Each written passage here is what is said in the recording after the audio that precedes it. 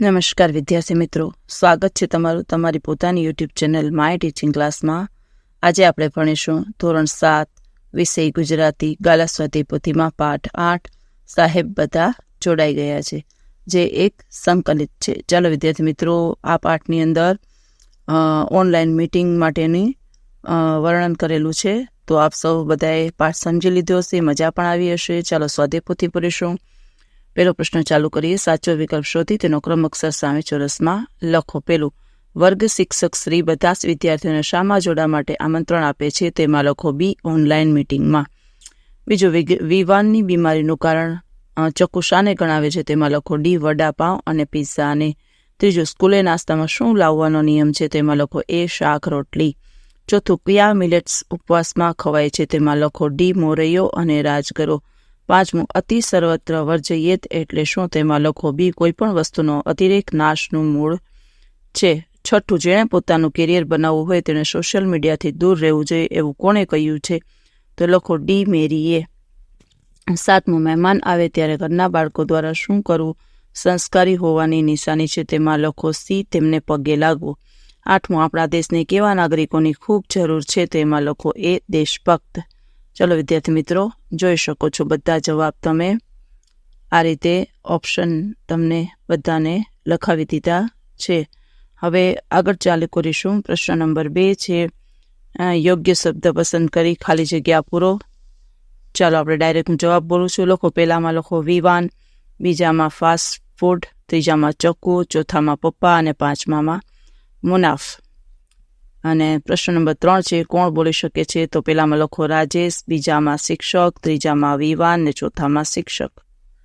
પછી સાચા જોડકા રચો. તો એમાં લખો પહેલાની સામે ઈ, બીજાની સામે એ, ત્રીજાના સામે બી, ચોથાના સામે સી અને પાંચમાના સામે ડી.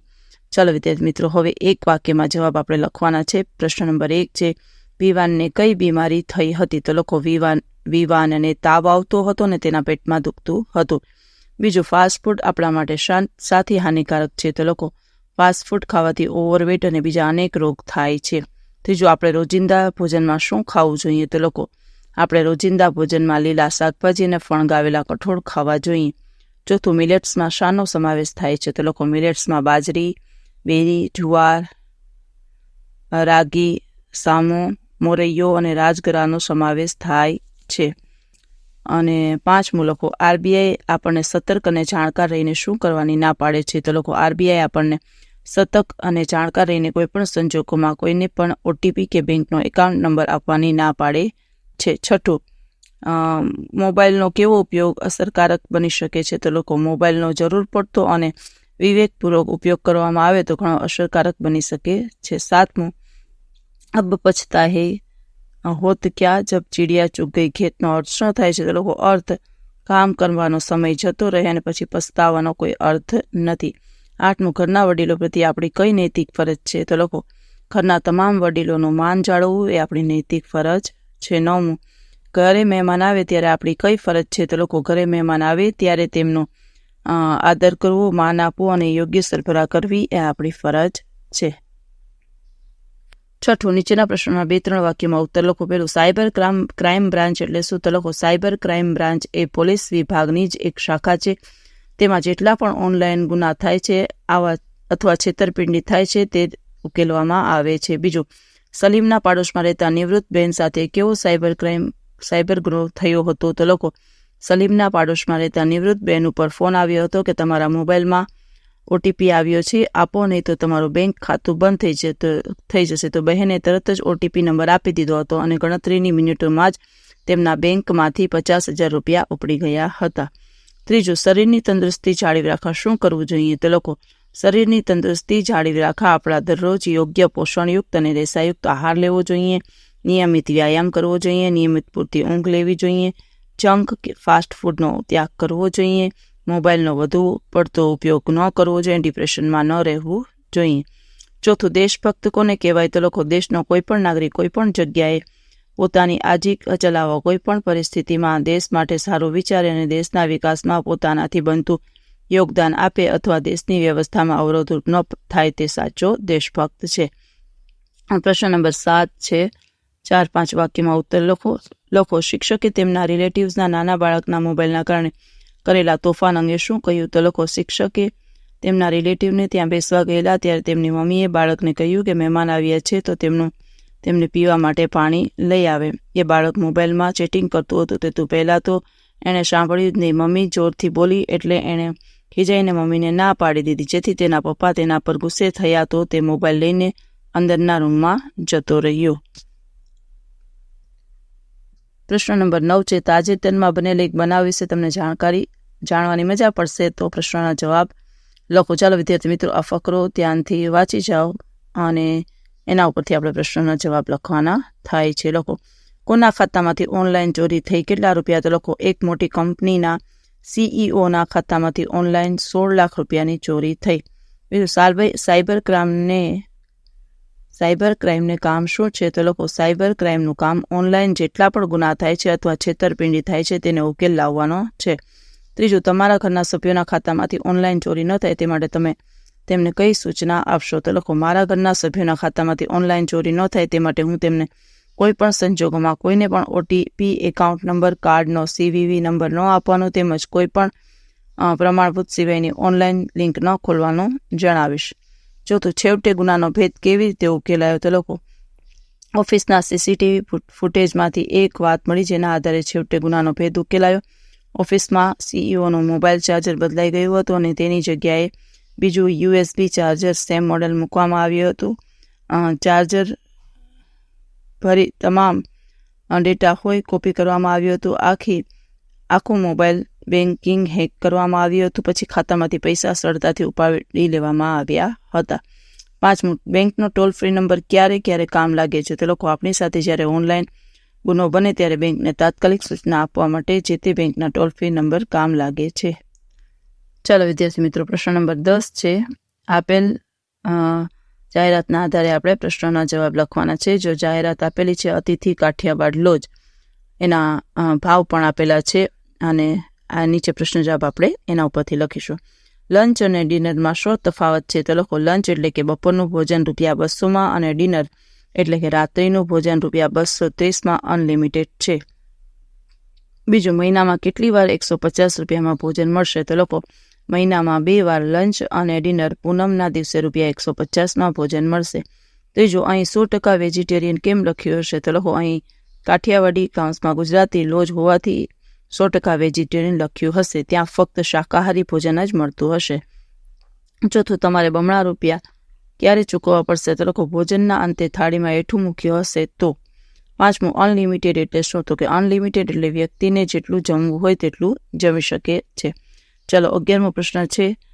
કાવ્ય પંક્તિઓને વાંચી 3 પ્રશ્નોની રચના કરો. જો વિદ્યાર્થી મિત્રો કાવ્ય પંક્તિ વાંચી જાય એના ઉપરથી તમારે 3 પ્રશ્ન બનાવવાના છે. એમાં પહેલું, કવિએ માતાને કોનાથી મીઠી કહી છે? બીજું, માતાને સાની પુતળી કહી છે? અને ત્રીજું, માતાનું હૈયું કેવું છે? 12મો પ્રશ્ન, કૌંસમાંથી યોગ્ય શબ્દ પસંદ કરી ખાલી જગ્યા પૂરો. પહેલામાં લખો સારા, બીજામાં ઓછા, ત્રીજામાં દેશભક્ત, ચોથામાં સંઘર્ષ અને ચેલેન્જ, અને 5મામાં ગભરાયા. હવે છે 2 શબ્દોનો ઉપયોગ કરી વાક્યો બનાવો. જો વિદ્યાર્થી મિત્રો એમાં છે વિરોધી શબ્દ પણ આવી જાય છે. ઉદાહરણ આપેલું છે જીવન તો મરણ. તો મરણ પહેલાં દરેકને સારા જીવનની અપેક્ષા હોય છે. બીજું, સફળ તો કે નિષ્ફળ. તો કે જીવનની ઘટમાળમાં ક્યારેક સફળ થવાય તો ક્યારેક નિષ્ફળ. બીજું, આદર તો કે અનાદર. જીવનમાં આદર મળે કે અનાદર આપણે તો બસ ચાલ્યા જ કરવું. ત્રીજું, લાભ તો કે ગેરલાભ. કોઈની સાથે દગો કરવામાં આપણને લાભ જણાય છે પણ અંતે તેનાથી ગેરલાભ થાય છે. ચોથું, પ્રવૃત્ત તો કે નિવૃત્ત. સતત પ્રવૃત્ત રહી કામ કરનારને નિવૃત્ત રહેવું ગમતું નથી. 5મું, માન તો કે અપમાન. સજ્જનો માન અપમાનની પરવા કર્યા વિના સતને માર્ગે ચાલે છે. 14મું, નીચેનું ઉદાહરણ વાંચી તેના મુજબ બીજા વાક્યો લખો. પહેલું જવાબ લખો. રોહિત વડે સદી કરાઈ. બીજું, માતા વડે પુત્રને દૂધ અપાયું. ત્રીજું, ગુરુજી વડે શિષ્યને પ્રેરણા અપાઈ. હવે છે પ્રત્યય મૂકી ખાલી જગ્યા પૂરો. તો જો વિદ્યાર્થી મિત્રો પહેલામાં લખો ને, બીજામાંથી, ત્રીજામાં એ, ચોથામાં ની અને માં, 5મામાં માથી અને ના ને, અને 6ઠામાં ના, એ અને ના. 16મો પ્રશ્ન છે. નીચેના વાક્યમાંથી અનોખ શોધી અને તેની નીચે લીટી કરો. ચાલો પહેલામાં લખો ને, બીજામાં એ અને ને, ત્રીજામાં નો અને માં, ચોથામાં ની અને નો અને પાંચમામાં ને. હવે 17મો પ્રશ્ન છે નામયોગી મૂકી વાક્ય લખો. ચાલો વિદ્યાર્થી મિત્રો લખો. પહેલામાં ટપાલ દ્વારા તેમણે પત્ર મોકલ્યો છે. બીજો કોયલ સીતાફળ પર બેઠી છે. ત્રીજો ઓરડાની અંદર વિદ્યાર્થીઓ ભણે છે. 18મો પ્રશ્ન છે અનુગ વપરાયો છે કે નામયોગી તે જણાવો. જો વિદ્યાર્થી મિત્રો તો પહેલામાં લખો એ અને ને તો કે અનુગ, બીજામાં દ્વારા તો કે નામયોગી, ત્રીજામાં માટે તો કે નામયોગી, ચોથામાં ભીંજાયા તો કે અનુગ અને પાંચમામાં પર તો કે નામયોગી. 19મો અનુગની જગ્યાએ નામયોગી અવયવ વાપરો. ચાલો પેલું ફૂલ તણું ગાઉં હું ગાણું, ફળ કેરા રસને માણું. તણું અને કેરા બેની નીચે લીટી કરો. બીજામાં લખો વાઘ શિયાળ વરુ તણી રહેતી વગડે રાટ, તો તણી નીચે લીટી કરો. ત્રીજું રોહિત મારાથી ઘણો આગળ છે, તો રોહિત મારા કરતા ઘણો આગળ છે, કરતાની નીચે લીટી કરો. ચોથું ભેંસ પોતાના ખીલે જઈને ઊભી રહી, તો કે ભેંસ પોતાના ખીલા આગળ જઈને ઊભી રહી, તો આગળની નીચે લીટી કરો. 20મો પ્રશ્ન નીચેના વાક્યમાં નામયોગીની જગ્યાએ અનુગ વાપરો. તો પેલું દોરીને થૂકથી ભીની કરો. બીજું ટેવથી આપણા જીવનમાં ઘણા દોષો પેસી ગયેલા છે. ત્રીજું ગંગા નદીના કાંઠે એક વડલો છે. ચાલો વિદ્યાર્થી મિત્રો 21મો પ્રશ્ન છે જોડણી સુધારો. એમાં બીમાર, નિયમિત, પછી ફરિયાદ, નૈતિક, જિંદગી, પરીક્ષા, વિદ્યાર્થી અને નિરાશ. હવે 22મો પ્રશ્ન બબે સમાનાર્થી શબ્દો. તો પહેલામાં લખો દેવ યોગે રખેને, પછી પ્રશ્ન અને કોયડો, પછી એદીપણો અને સુસ્તી, ચોથામાં ધાન્ય અને અન્ન, પાંચમામાં ચેતવણી અને તાકીદ, છઠ્ઠામાં નિશાન અને ચિહ્ન. 23મું વર્ણ સામ્ય ધરાવતા શબ્દોના અર્થ લખો. પહેલામાં લખો દોડતો ભાગતો. નાસ્તો એટલે દોડતો ભાગતો અને નાસ્તો એટલે કે શિરામણ અથવા બ્રેકફાસ્ટ. બીજું સારું તો કે ઠીક, ભલે અને સુંદર. પછી સારું તો કે માટે અને વાસ્તે. સાંભળવું તો કે શ્રવણ અને કરવું, શ્રવણ કરવું. સાંભળવું તો કે યાદ આવવું. સફળ તો કે સાર્થક, સફર તો કે પ્રવાસ અથવા મુસાફરી. હવે વિરોધી શબ્દ આદર તો કે અનાદર, માન તો કે અપમાન, વિશ્વાસ તો કે અવિશ્વાસ, નૈતિક તો કે અનૈતિક, ધ્યાન બેધ્યાન, સંસ્કારી તો કે અસંસ્કારી. 25મો પ્રશ્ન કહેવતને અનુરૂપ બીજી કહેવત અને અર્થ લખો. ચાલો કહેવત લખો ઘોડા ભાગી ગયા પછી તબેલાને તાળું મારવું. તો અર્થ લખો કામ કરવાનો સમય જતો રહે પછી પસ્તાવાનો કોઈ અર્થ નથી. 26મો પ્રશ્ન છે શબ્દ સમૂહ માટે એક શબ્દ લખો. પહેલામાં લખો ઔપચારિક, બીજામાં પડીકું, ત્રીજામાં મોબાઈલ ફોન અને ચોથામાં ઉપવાસ. 27મો રૂઢિપ્રયોગનો અર્થ આપી વાક્ય પ્રયોગ કરો. પેલું થાળે પડવું તો કે લખો બરાબર ગોઠવાઈને ઠેકાણે રાગે પડવું. વાક્ય લખો મામાની સલાહથી બે ભાઈઓનો વર્ષો જૂનો ઝઘડો હવે થાળે પડી ગયો છે. બીજું ઉપડી જવું તો લખો ગાયબ થઈ જવું અથવા ચોરાઈ જવું.